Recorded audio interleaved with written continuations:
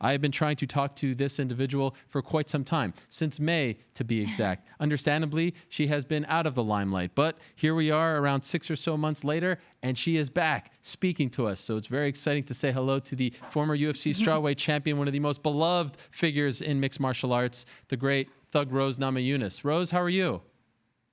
I'm good. I'm done being all exclusive now, so you can talk to me. Oh man, it is so No, great I'm to just see you. kidding. I have been bothering Pat, your fiance, your manager Brian. I've been bothering them for months, so at least for their sake, I don't have to bother them for at least a week or two after this. It's so great to see Yeah, you. It's right? great to see you smiling. Why have you been out of the limelight for so long? Oh, I just had a lot to do, you know.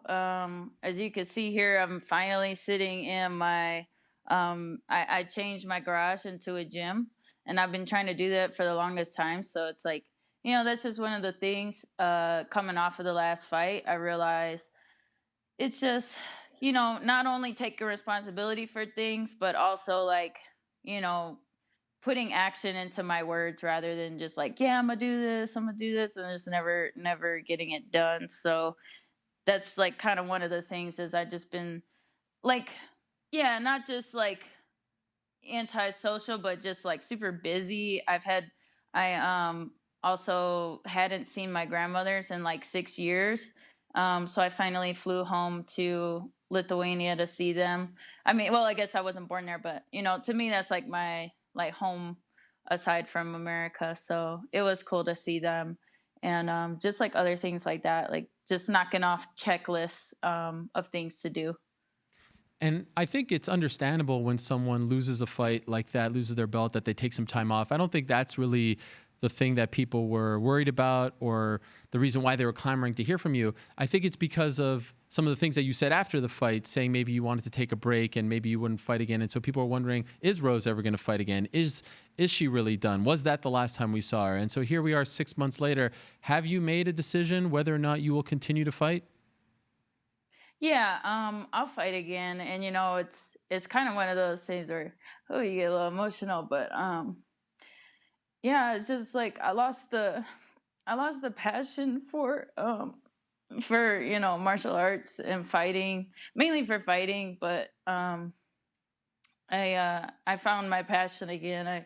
I went back to Minnesota to see one of my like first one of my former like coaches like from earlier on in my amateur career, Greg Nelson, and he's just like a huge inspiration for me. And sorry, I'm just getting all teared up right now, but yeah, it's been tough. Like I think the reason I wanted to retire is because this isn't a job where you can go in half-ass and not be fully passionate about what you're doing, because there's been times where I've been not like totally confident in myself going into a fight, and then I just pull it off or get through it or just push through it, and then like with injuries or being sick, but this last time was like extra scary because of what could have happened to me when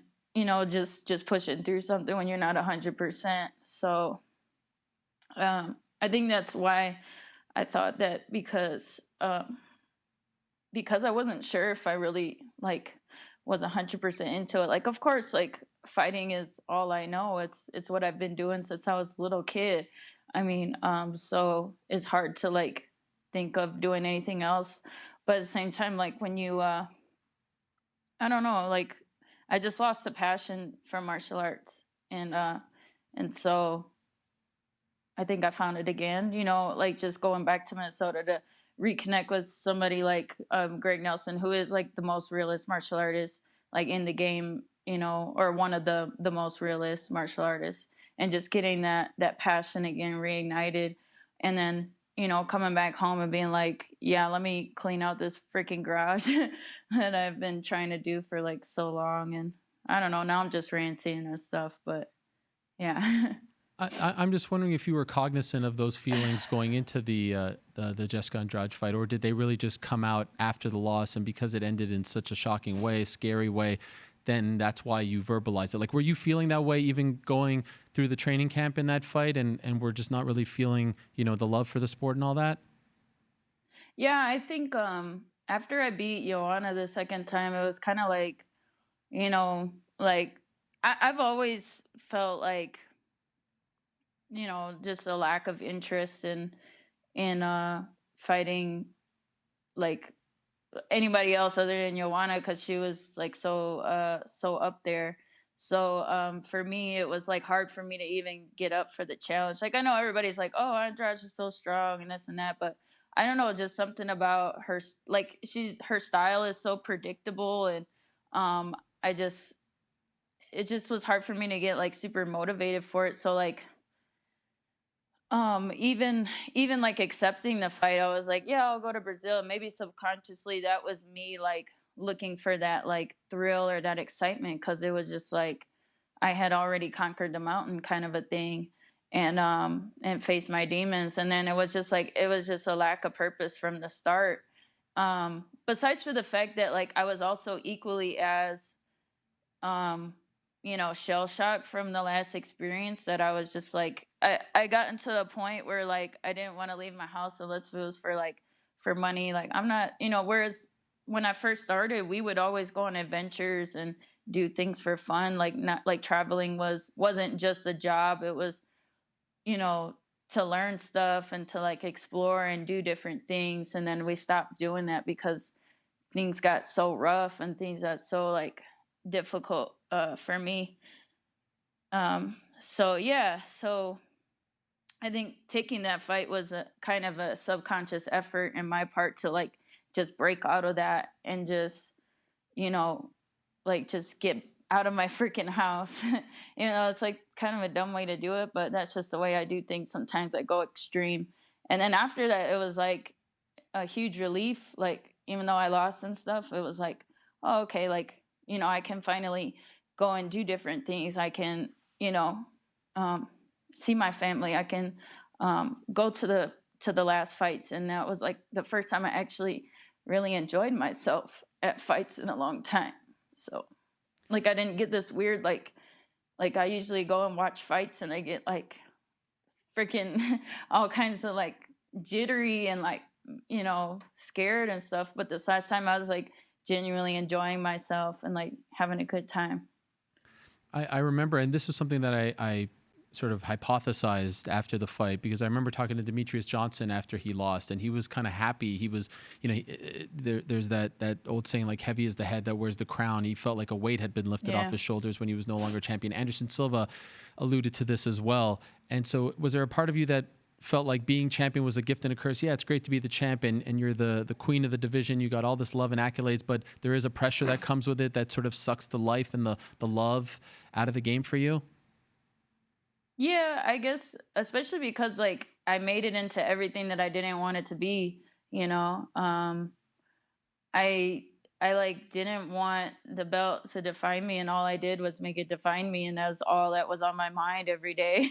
Even though it's like not even in my own house, and it's like it just consumed my every thought. It was, you know, and it turned into a shackle and chain rather than just like I just love fighting, and like, I want to be the best, of course, but I don't need a belt to tell me that I'm the best. Like, I already know. So, yeah, that it was like weird. It was like all of my fears and all of the things that I didn't want to happen ended up happening by just like fearing it so much.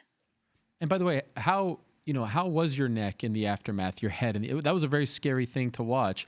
Were there any, repercussions? I mean, in the moment, obviously you were knocked out, maybe concussed, but that could have been a lot worse, as you probably know. How did it feel in Yeah. the days and weeks after that fall? What's really weird is like I've had other fights where I got punched once, or maybe a glancing blow, or we hit the ground once and I have like aches and pains and like it hurting for like months after the fight. But this last one, it literally like all of my, and I've had, um, for the past few training camps, I've always had like migraines and headaches leading up to the fight, because of like whatever's going on back there. And like after I got slammed, honestly, like there was no pain whatsoever, and I haven't really felt those type of pains like since. So it's almost, I feel like it was kind of a miracle. Wow. Like, yeah, It was actually a good like it thing. almost. I think so. I mean, sometimes like I think it's only good things in life, you know. I think it's just dependent on how you look at it. So like the only thing that really bothered me about it was just how much it scared everybody else, and like because I've been in a situation where like someone I really care about is fighting and something happens, and that's really hard to watch. Um but yeah, so sorry, my phone's like but yeah, And so that was the only thing, like, but physically, like, I honestly feel way better. have you had a chance to rewatch that fight yet? Because I felt, and I think a Hmm. lot of people felt, that first round, you never looked better. I mean, you were like a young Muhammad Ali out there. You were Yeah. dancing around. You were like a butterfly in and out. The jab was amazing. The footwork.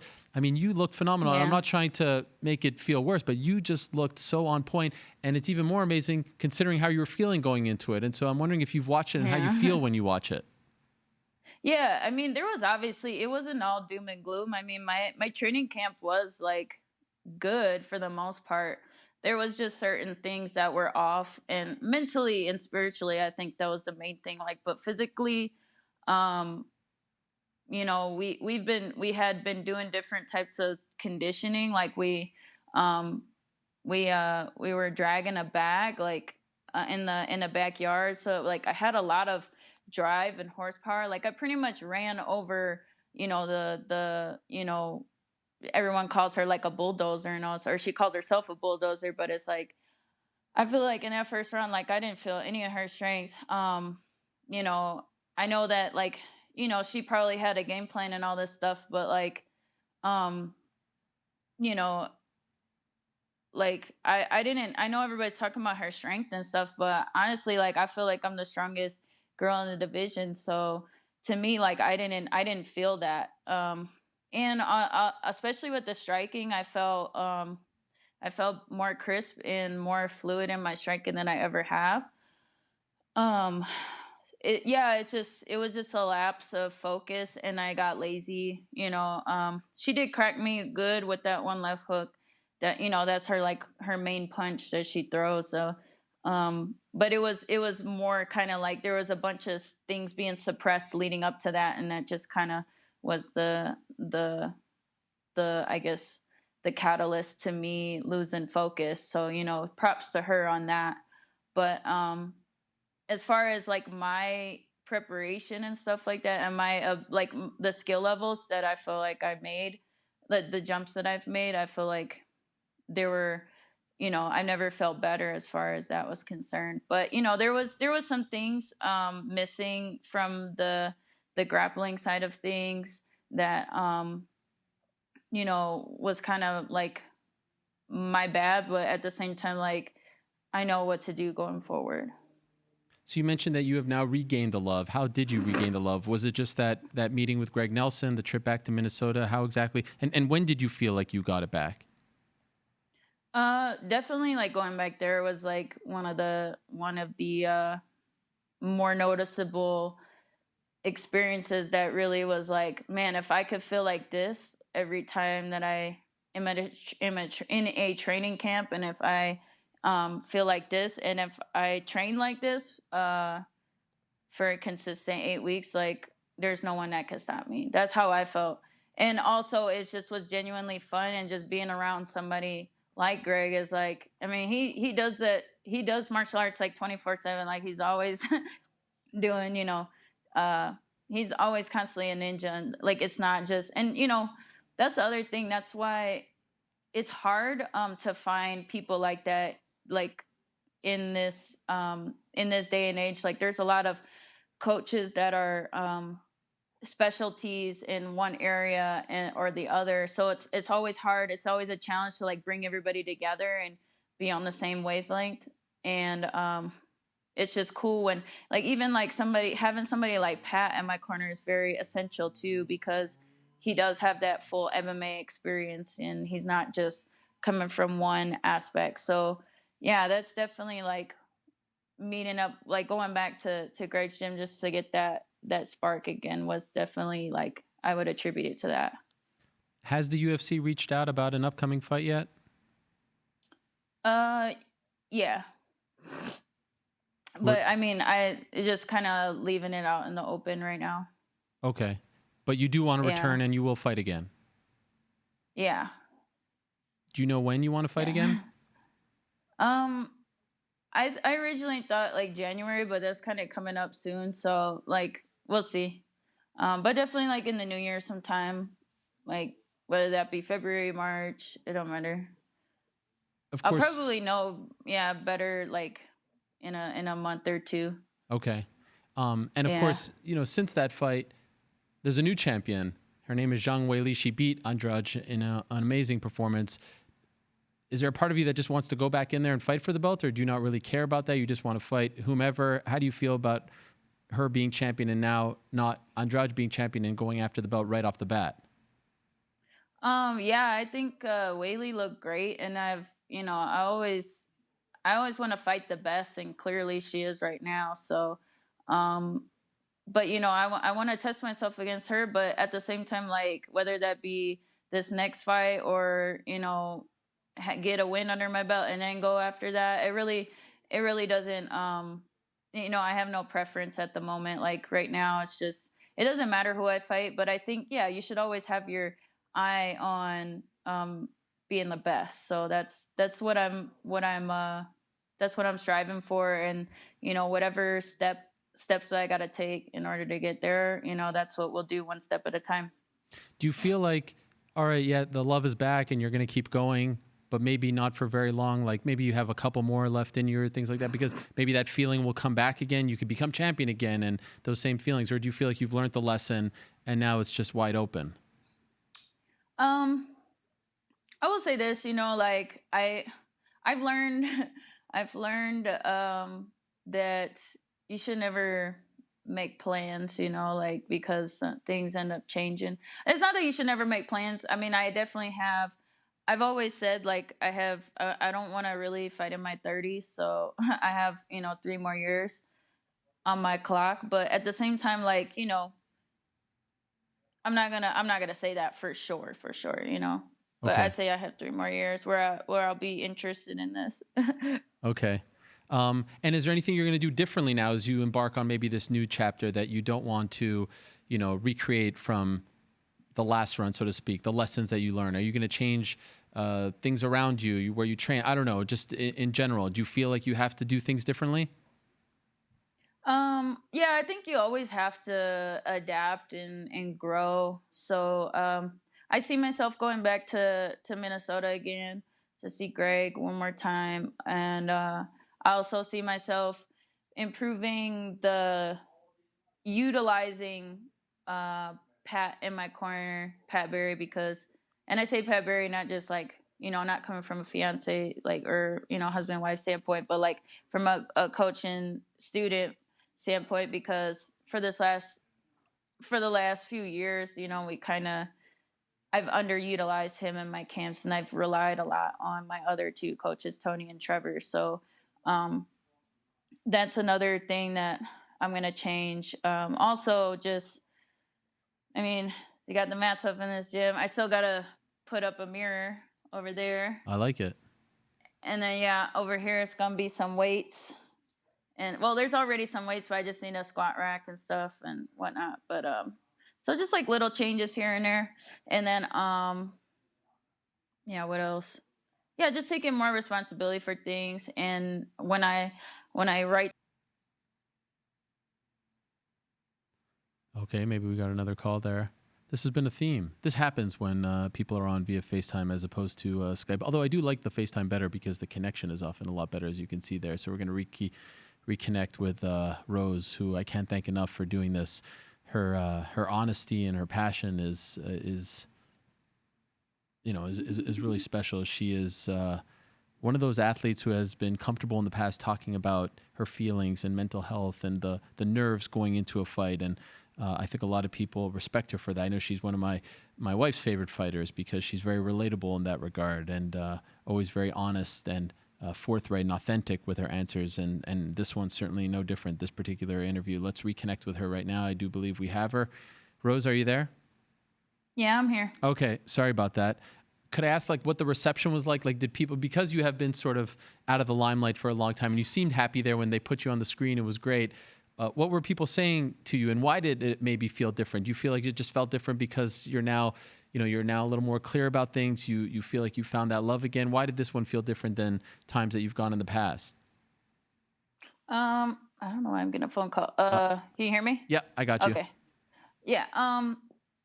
I don't know why it really felt different. Just like, well, I think I don't really know like the one reason. I guess it's just more appreciative of what I've got. Just a perspective change. Gosh, like what is all these phone calls? Okay. Oh my gosh, what the hell? Is it Did somebody spam? like post my phone number or something? It's like 3 different phone calls. Okay. Um anyway, yeah, what was I talking about? Oh yeah, so no, I just like the fans were like super respectful, super like just it was weird. I thought I would be annoyed by how many people would just like come up to me and be like, "Oh, when are you fighting again?" I went, oh my gosh. What is Doesn't happening? stop. What the heck? I don't know. Just I keep getting phone calls from like all different places. But Okay. anyway, oh my god, Orlando, Florida. I don't know. It's spamming my phone. Okay. Anyway, sorry about that. No problem. Is it still Let me happening? see if I could just turn. Yeah, it's still going. The heck? Okay. I'm gonna just try to ignore it. Anyway, Okay. so just like the fans in general, like I thought it was gonna be annoyed, but everybody like asking me when I'm fighting. But it really like there was only a few people that really asked me that, and honestly, like when they did, it was more out of like concern rather than like just wanting to see blood. So but either way, it's like it don't matter. Like I think I was just in a different state of mind, so that was I think the key. And I don't know, I really enjoyed myself and enjoyed like everybody putting it on the line, and it was just such a huge event, and then just really being able to take in the Madison Square Garden like setting. Like when I won the belt, I wasn't able to do that. It was weird. I just like ran out of there and like didn't take it in. Everybody's like, "How's Madison Square Garden?" I'm like, "I don't know." So it was kind of strange and ironic how we were like back in the same place, but I was able to like enjoy myself. It was good to have you back, especially 2 years after you won the belt, almost exactly 2 years in the same building against Joanna. So good Yeah. to see you again, Rose. I really appreciate the time. I appreciate the honesty. I appreciate you coming on, and I wish you and Pat the best. And we hope to see you back there soon. All right. Thank you, man. Hello, everyone. It's Ariel Helwani. I just came here to thank you for watching our ESPN YouTube channel. It's the best. You know what else is the best? The ESPN app. You can get highlights, analysis, all that stuff and more. And if you want premium content and live streaming sports, there's only one place for all of that. It's ESPN Plus.